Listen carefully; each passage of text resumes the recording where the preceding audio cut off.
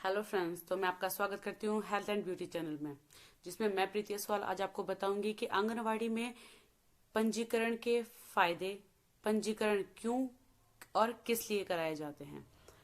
तो आपको बताती हूँ कि जब एएनएम हमारे इंजेक्शन लगा देती हैं टीटी का, तो उसके बाद ये पंजीकरण आंगनवाड़ी में कराया जाता है, क्योंकि एक पंजीकरण हमारा एएनएम के थ्रू होता है, जिसमें हमें सरकार द्वारा एक आईडी दी जाती है, जिसके थ्रू हमें इन फ्यूचर में हमारे बच्चे की आईडी भी बने। और आंगनवाड़ी में रजिस्ट्रेशन के लिए हमें एक कार्ड अवेलेबल कराया जाता है एएनएमओ के द्वारा, जिसमें कि हमारे इंजेक्शन के बारे में इंक्लूड कराया जाता है। तो जैसे ही फर्स्ट इंजेक्शन लग जाता है टीडी का, उसके बाद आंगनवाड़ी में जाके अपना रजिस्ट्रेशन कराना होता है। रजिस्ट्रेशन कराने के बाद वहां पे पीएमजेएसवाई के द्वारा हमें प्रोत्साहन धनराशि दी जाती है एएनसीओ को।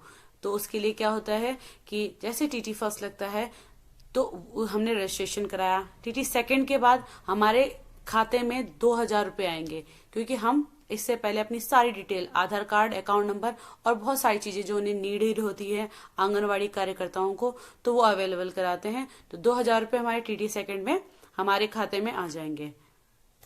और जैसे ही हमारे 9 महीने कंप्लीट होंगे, हमारा बच्चा हो जाएगा, वैसे ही 2,000 और आ जाएंगे। ऐसे ही जब आगे जाएंगे और बच्चा 3-3.5 महीने का हो जाएगा, जब उसका जन्म प्रमाण पत्र बन जाएगा, तो 2,000 फिर आएंगे। इट मीन्स पूरी प्रेगनेंसी टाइम और बच्चा होने के बाद भी टोटल 6,000 रुपये हमारे अकाउंट में आ जाते हैं। और आफ्टर डिलीवरी सरकार द्वारा 1,400 रुपये ग्रामीण इलाकों में और शहरी इलाकों में 1,000 रुपये भी दिए जाते हैं। ठीक है, तो इसके फायदे क्या होते हैं और ये क्यों कराया गया? ये पहली बात इसलिए कराया गया कि पहले क्या होता था कि हमें एएनसीओ को पता ही नहीं होता था कि वो एएनसी है, तो वो इतना काम और ना खाने पीने का बिल्कुल ध्यान नहीं देते थे। तो इस वजह से कि वो अपने खाने पीने का ध्यान दे सकें, ना कि अपने घर पे ही, तो आंगनवाड़ी वाले हर महीने उनको राशन अवेलेबल कराते हैं। उनका वेट होता है, कहीं वेट कम तो नहीं हो गया है, कहीं वो हाई रिस्क प्रेगनेंसी तो नहीं है। तो हमें सारी जो हमारे एरिया में एएनसी हैं सबको देखेंगे, उसमें से चूज करेंगे कि हाई रिस्क में है। क्यों? हो सकता है कि वो उसका खाने पीने का तरीका बहुत लो हो सकता है, कि सही तरीके से नहीं खाती है, अच्छा भोजन नहीं लेती है, तो इस वजह से उसका वेट लूज हो सकता है। तो जबकि प्रेगनेंसी टाइम पे 10 से 12 केजी वजन बढ़ता है, ऐसी कंडीशन पे उसे हाई रिस्क प्रेगनेंसी में डाला जाता है।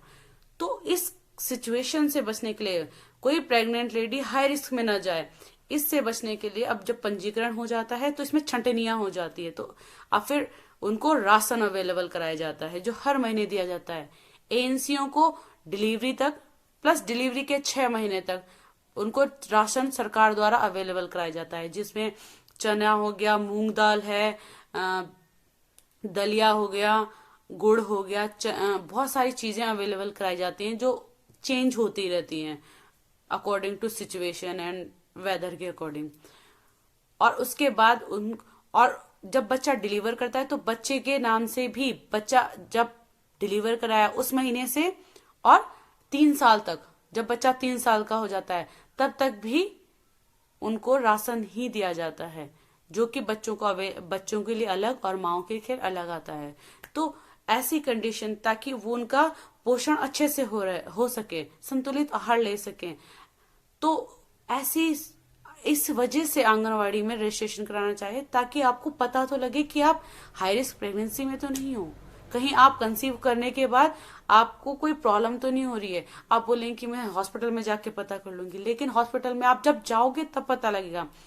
एएनसी अब आंगनवाड़ी में, क्योंकि वो आपके गांव में अवेलेबल होती है, तो क्या आपके गांव में आपको जाना है, अपने एरिया में ही, जैसे होता है गांव नहीं एरिया है, तो अपने एरिया में जाके, नजदीकी में है तो जाके वजन करने से लेके आपको राशन लेके, और हर महीने आप राशन लेने जाओगे, आपको वजन भी होगा, आपको पता भी लगेगा। धीरे धीरे आपको वहां खाने के बारे में बताया जाएगा कि आपको क्या खाना चाहिए। जरूरी नहीं कि हमें चिकन मटन ही खाना है, नहीं, हमें संतुलित आहार अगर मिल रहा है, चाहिए, हमें प्रोटीन की नीड है, तो ऐसे नहीं कि हमें ये अंडा दूध दही मांस से ही मिल रहा है, नहीं, हमें जो हमें अवेलेबल है, क्या, जैसे मैंने बोला आपको राशन में मूंग दाल दी जाती है, मूंग दाल में और चिकन मटन में भी उतना ही प्रोटीन होता है जितना एक मूंग दाल में होता है। तो इसलिए दालों को जितना खा सको, अवेलेबल होती है हर किसी के लिए। जितना हो सके उतना अपने खाने पे ध्यान दो। खाने तुम खाओगे, तुम्हारा बच्चे को वही चीज, सकुशल प्रसव होगा, जच्चा और बच्चा दोनों ही स्वस्थ रहेंगे। खाने पे आप ध्यान रखोगे तो सब कुछ सही होगा। Okay, thank you so much. आगे कंटिन्यू बने रहें नेक्स्ट टाइम नेक्स्ट वीडियो के साथ।